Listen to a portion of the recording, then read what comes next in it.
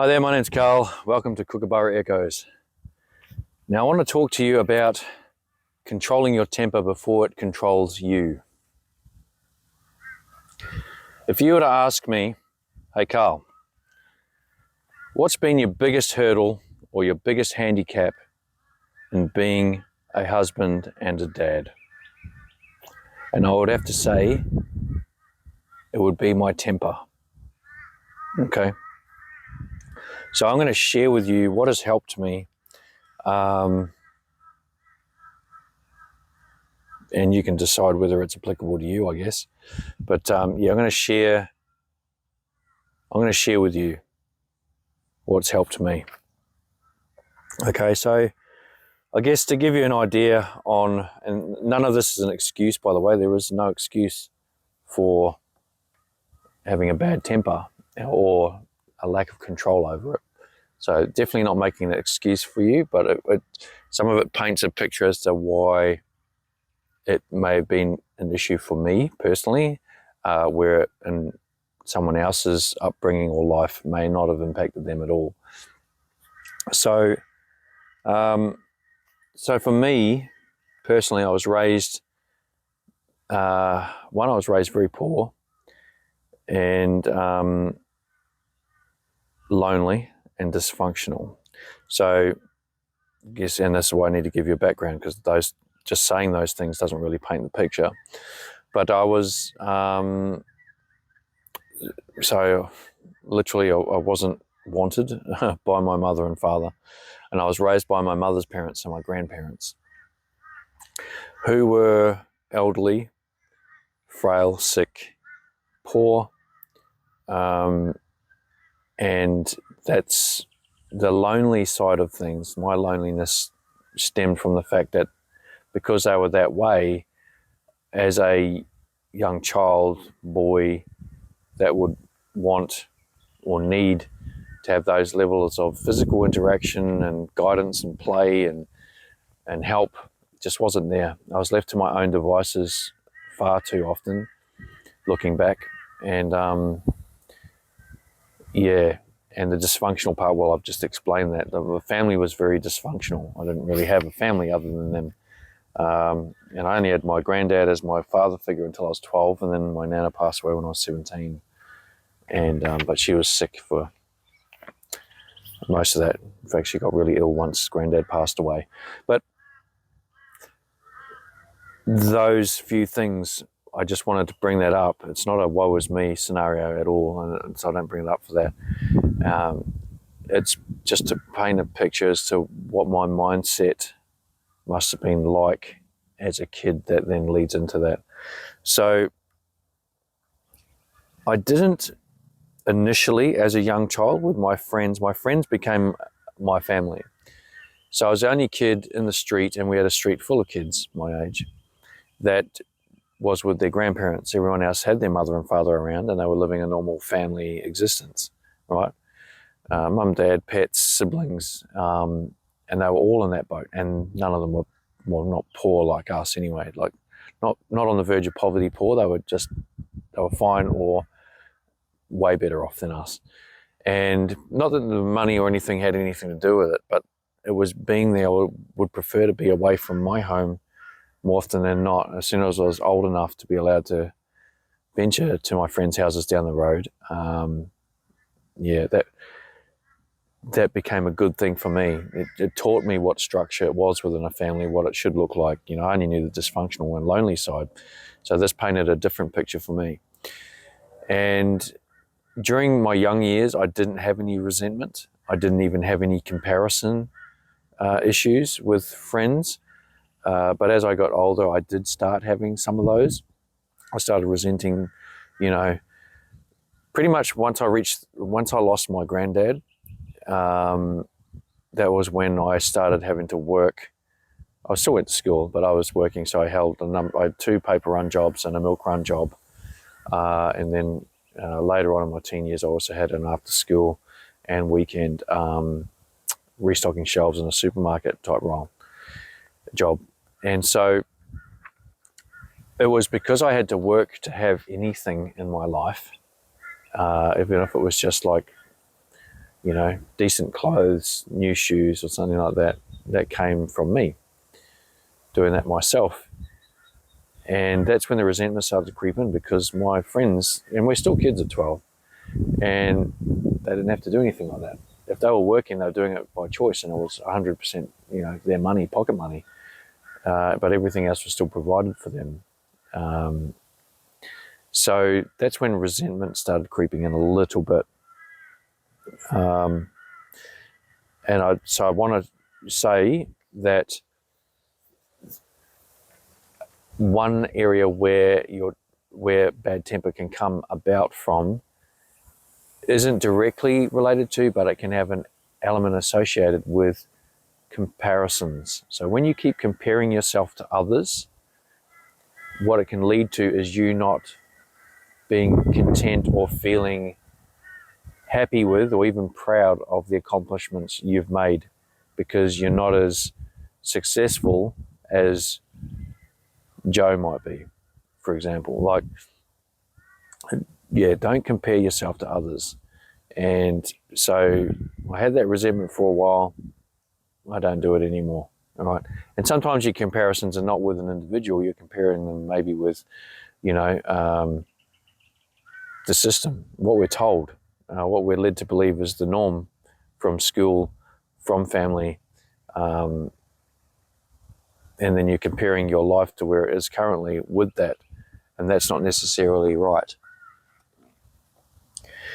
Other things for me that I've learned can exacerbate my temper or bad moods, and that is my diet, right? So in my younger years, I was guilty of definitely not watching my sugar intake. So I would have energy drinks, any form of sugary drink, chocolates, whatever you. I wasn't overly concerned with what I was consuming food-wise. But all that sugar would just, and energy drinks in particular, they just amp you up. And if you've got no need to be amped up, well, that energy has to go somewhere. And then I ended up being explosive. I would have explosive outbursts. I just want to, for the record, I'm never violent. I've never been physically violent. It's all about me and my temper just being me. I just become grumpy and not a nice person to be around, for sure, and vocally, I get loud and it's just wrong. So, but definitely your diet, and having a better diet helps control that. Sleep is a big one. I have a good night routine now. I make sure that I'm not, occasionally we might go out and do something as a family, like if there's if it's New Year's or we have the river fire here in Brisbane or something that we go and do as a family, and we might get home late and start late. Actually, we did the Eka show this year, so that's the Brisbane show, and we went to that and didn't get home till, I think it was like midnight or something, and maybe even close to 1 o'clock. So, but that, I don't normally do late nights, so I do an early night, early morning, great night's sleep, feeling rested. That's the key. All right. So good night's sleep and a good routine. Don't have white lights. You can set your phones these days to go into sleep mode, so it'll give you a lower yellow light if you want to be on your phone. I try not to be on my phone too much, and if I am, it's usually I'm not physically on the screen. I'm just listening to an audiobook.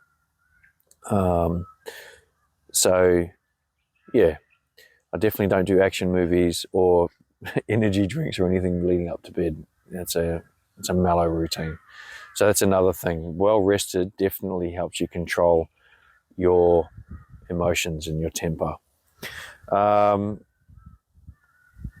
think I touched on this earlier, but pushing myself too hard to achieve, which is loosely linked to the comparison side of things. I'd always have goals that I was pushing to achieve. Some of them were achievable, and I achieved them, and that's great. But some of them weren't. And rather than accepting the fact that that's not feasible, or it's just not reasonable to expect that of myself or those around me, I would actually get upset about the fact that I couldn't get there. And so that's me. It's a part of me also living for the future. And whilst it's great to plan, and we should have an element of plans, living for too long in the past and or in the future versus right now, it can be dangerous. So just live for today, live for now. Live for today. It's a big deal, and often not done by a lot of us. Self-reflecting is a huge thing. I'm doing that a lot more these days than I used to in my younger years. But just by reflecting on yourself, gauging on where you're at, would have helped me steer the ship, my ship, earlier on. And by that I mean by reflecting on myself, I would like to have thought that I would notice and see the fact that I wasn't happy, or I was grumpy and angry or upset, and then ask why. So I could have worked towards improving my diet, improving my sleep routine, or anything like that, if I had just reflected on myself a lot more. And so that's a key. If it's something you don't already do, do it. It can be as simple as just even doing something like this, not necessarily recording yourself on camera, but sitting out in the open, somewhere secluded, talk to yourself, journal things, write down what's going through your thoughts or through your day. Self-reflection, definitely a good thing to do. And it's something that ebbed and flowed in me and should have been a constant. And that is my view of a very strong view. It's an old-fashioned view, but I think it's a founding view that's still important in our society today, and we're lacking it probably more today than we ever have in this history. And that is to have a serve, honor, and protect methodology or mentality. And when I say I had an ebb and flow of that, there were times when my temperament would get in the way of what should be more important. And a lot of the times, my temper would come out when I was focused on me and what I wasn't getting out of something, like what I wasn't achieving or unable to achieve. Whereas if I'd kept in mind my serve, honor, and protect mentality for my wife and my children, which is the most important thing there is, holding on to that alone would help drive me to be a better person, a better man around them. So for the men watching this, holding on tightly to your serve, the fact that you serve your wife and your children, you honor the ground that they walk on, and you'll protect them, like nothing else. If you do that, everything else will align well. Now, something else I want to share is the fact that failure is normal. Failure should be viewed as the building blocks to success, right? Every failure gets you closer to success in some way, all right? So, you can view them as building blocks. You can build them as a step on a staircase to wherever you want to get to. But failure is normal. And I had trouble accepting that.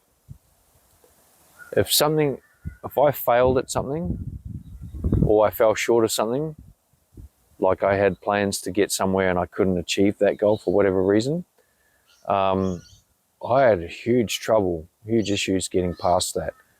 And that would simmer away in me and become, anger, I guess, or a bad experience at some point. So please be mindful of that. Don't view failure just as failure. It is a step towards success, all right? And it might not be even related.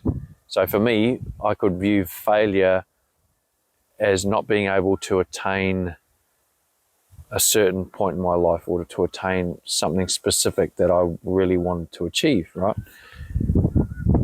Now, that could be failing in that might not be a stepping stone towards actually still getting to that end goal, but it could be a stepping stone towards something else yet to be discovered. That's what usually it is.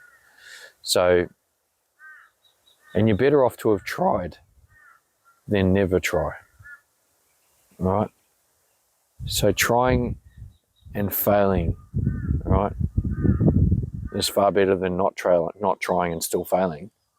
You don't learn anything if you don't try. Okay, now I want to quote some lyrics from a song by, a song that I like and by a band that I like, or I've listened to a few times, more than a few times. So it's a British band called Mumford and Sons. You may have heard of them, Mumford and Sons, British band, and the song is Where It Belongs.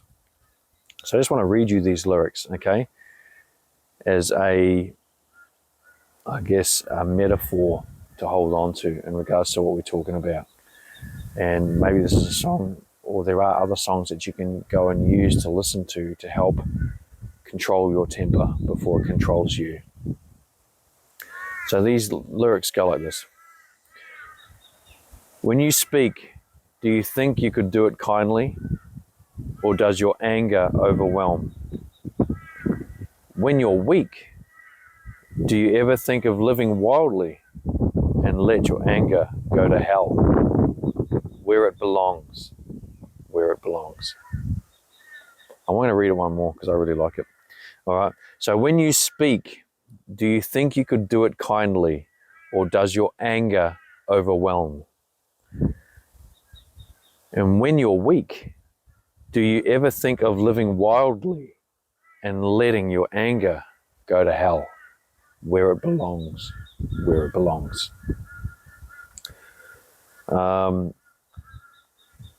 Another quote for someone who's a bit of a Star Wars buff behind the scenes at times. So this is a quote from Yoda out of Star Wars, right? And a lot of you may have heard this.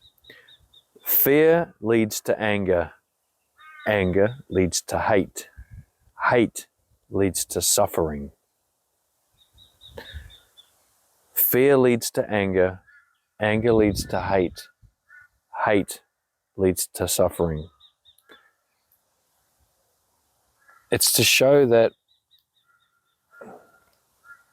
any of these negative emotions will just compound to become extremely bad. And if you let anger take over, you'll only be suffering. For those that witness your anger, and for yourself after the fact. I don't know how many times I lost my temper, would have said something I regret, and then after it I just feel so bad, and it puts me even further down than I was before. And yeah, I just wish it had never happened in the first place. You do suffer if you let your anger take over.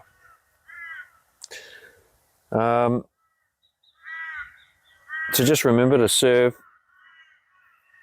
honor and protect. That includes love, love, serve, honor, love and protect. All together they build a safe parameter, a safe shield, all right, around those that